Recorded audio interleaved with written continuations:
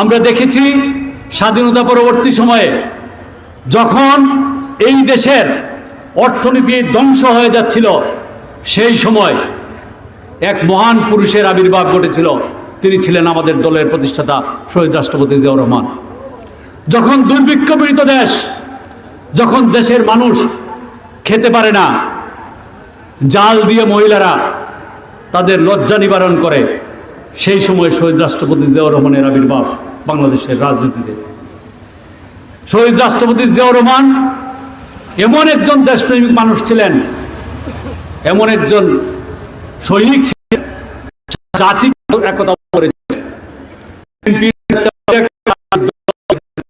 যেটা ধর্মীয় মূল্যবোধ এবং বাংলাদেশি জাতীয়তাবাদ নিয়ে একটি দল গঠন করেছিলেন, বাংলাদেশ জাতীয়তাবাদী দল।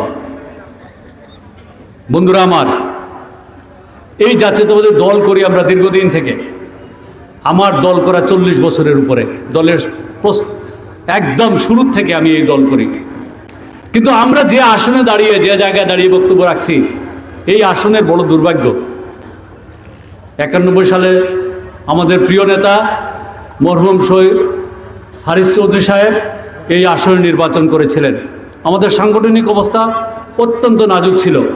আমার সুস্পষ্ট মনে আছে, আমি নিজের হাতে জকিগঞ্জ এবং কানাইঘাটের বিএনপির কমিটি করে নির্বাচনী কার্যক্রম শুরু করেছিলাম।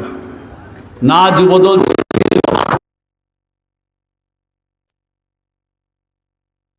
শেষ মেহরবানি আমরা বিগত 30 বছরে এই নির্বাচনী আসনে প্রত্যেকটি গ্রামে গ্রামে দল গঠন করতে পেরেছি।